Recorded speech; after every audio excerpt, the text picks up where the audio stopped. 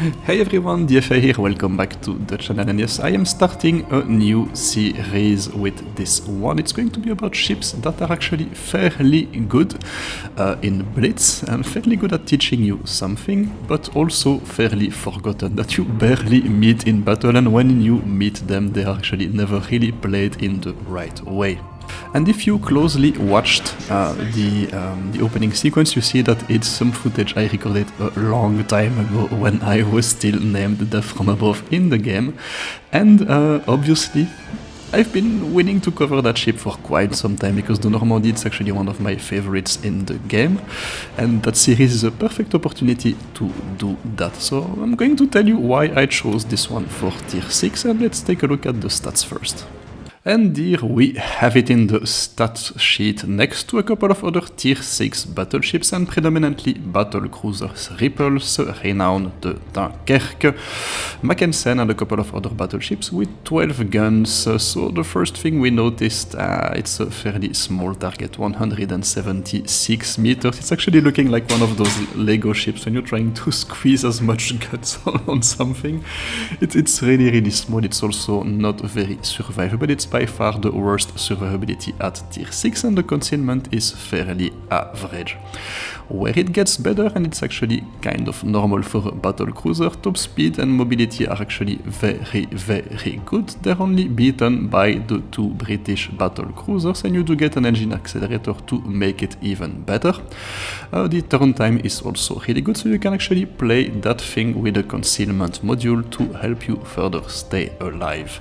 Where that thing starts to be a little bit different from the other battlecruisers, and let me see if I can get that on target. Yes, you see that you have 34mm guns, but you're getting 12 of them, so it's the only battlecruiser with 12 guns. And if you've watched the teaser for the series last week, yeah, you can see that once you get them on target, they're going to destroy everything, because yeah, they're not the most, they're not super good at dealing damage. It's a bit like the Dunkerque, but as soon as you start finding things that are a little bit less protected than those big battleships, they're going to absolutely destroy them, because the accuracy is actually fairly good for a ship with 12 guns. Compare that with the New Mexico at 46%. And essentially the DPM is actually fairly decent. If you compare it, for example, with the Dunkerque, it's much better. And the Ripples, yeah, the Ripples does have a better DPM, but only 6 guns. There is no real incentive to come closer with the Ripples to engage, because you're actually going to do better at range with that thing. And then you could ask yourself the question, why play that thing in the first place instead of the Warspite, which is the clear winner? So that thing actually incentivizes a high mobility, high risk, high reward gameplay, and indeed, the secondaries, it's more of the same. 9 139mm guns, pretty decent DPM, close to 20,000, so you can get a total of 21 guns on target if you manage to get your targets within 6 kilometers. So that's actually fairly good. No auto secondaries, no torpedoes, and no AA. It's really a friendship after all. And so, like every French battleship, it is not meant to be played like a traditional battleship, trading shots at range, exchanging potatoes with other potato throwers. No. It is meant to seek unfair engagement. So you kind of have the two characteristics of the line: that high mobility that you can actually improve with the engine accelerator, and the burst damage. Either the French battleships, they have quite a ton of guns that you have to get to, I would say, from it to close range for them to actually function, or they do have 8 guns, but they get a rapid reload to actually, yeah, how would you say it, to really embody that kind of ambush mentality.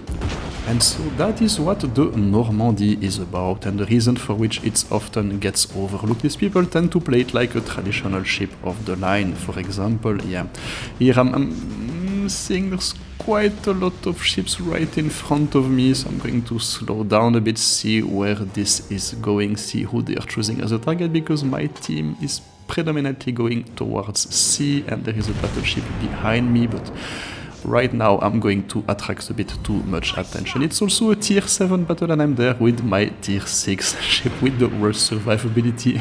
We do have Nagatos and Ismails in front of us. Those ships are going to destroy us. So we really have to play sneaky, we really have to seek unfair engagements, and of course, yeah, the 12 guns. There's always one that's going to hit, right? Boom, there you go. So yeah, I really like that playstyle. I would even go as far as to say that if you do not do well and you do not master the Normandie, do not really go further high up the French battleship line, because it's not going to get any better. You really have to understand how to play with the terrain with that thing, how to position yourselves versus other ships, which fights you can actually win and from which ones you have to disengage. So it's a very, very good teaching platform from that, and it's also quite fun. If you have seen the teaser that I published before that series, yeah, once you manage to get those 21 guns on target, there's not going to be a... There you go. There's not going to be a lot left standing at that poor DD. Yeah, it's time to retreat, I think. And that's exactly what I'm going, because I do have the Nagato and the Ismail right in front of me, and yeah, that would not be a good idea to simply stay there and hope, yeah, that I'm going to delay them for too long, because that's not the case. So you really have to, yeah, I'm going to go in the general direction of the other battleship of my team. And hopefully I will keep the enemy team distracted by the two DDs that are right in front of them. So it's also a fairly good ship if you have to learn to read a minimap, because yeah, it's kind of really the only way to do well with that thing. So yeah, there you go, you see turning, trying to show the smallest profile possible to that setup, because it's actually the one I'm the most scared about, the Nagato a bit less. And so yes, we essentially have the ability to run away from everything that can destroy us at tier 6, and we have the ability to simply destroy everything else. So it's really the battlecruiser philosophy, and for me it's probably the best example of that philosophy at tier 6. Yeah, you see, yeah, as soon as you get a clean salvo from that Nagato, yeah, it's not going to go very well, right? But those are typically the targets that you're trying to seek, and that kind of cruisers, yeah, that's usually a pretty good deal for us. And sure enough, I'm going, yeah, decent salvo. I'm going to protect myself and use that island, because I really want to engage that synop. Now that synop is a bit isolated, the Colorado behind us is going to attract all the attention, and I'm going to simply use that island to protect me from the rest of the enemy team, and to actually trigger a 2 versus 1 with that synop. So let's see if we can actually deal a bit more damage to that Leander. One of the turrets was a little bit too far away, but yeah, I mean, it is what it is.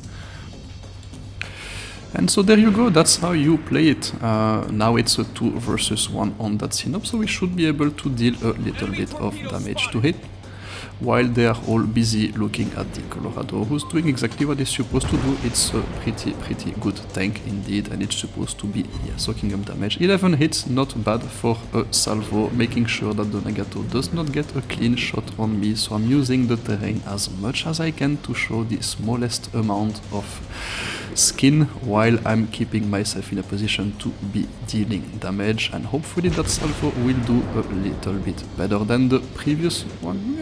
9 hits, that's not bad, and you see that as soon as you get those guns on target, clean shots mid-range, the damage start actually piling up.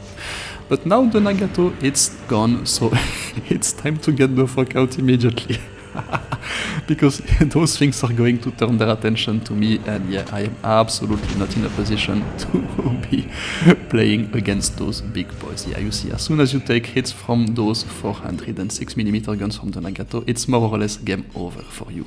So we change our attention, we use the island again as a protection, and we try to find another target, and sure enough, there was one on the minimap, and this time he's not evading the 12 guns, and the 12 guns are on target, so sure enough, bye-bye Leander. Okay, and when we look at the minimap, we see that the Nagato is busy with something else than us. The Ismail is not, the Synop, sorry, is not really in a position to be dealing damage to us. We're still showing the right amount of skill to get our guns on target on that Nagato. And immediately, yup, well, there you go, and immediately we're going to show, we get ready for that engagement because this guy is going to eat the 12 guns in its face in a second. I'm bow tanking to the Nagato, escaping the next salvo, and yeah, that's where the ND maneuverability of that thing comes into play, and there you go, that's how we finish that battleship ambush next to the island, and we put the 21 guns on target. So there you go, that's the Normandie for you. An excellent teacher for the French battleship line and for that kind of high mobility, up close and in your face playstyle, hunter mentality. So it's a very good learning platform. That's why I recommend it as a tier 6. Next week we will talk about my pick for tier 7. Can you guess what it will be? In the meantime, stay safe, take care. That was DFA signing out. Bye bye!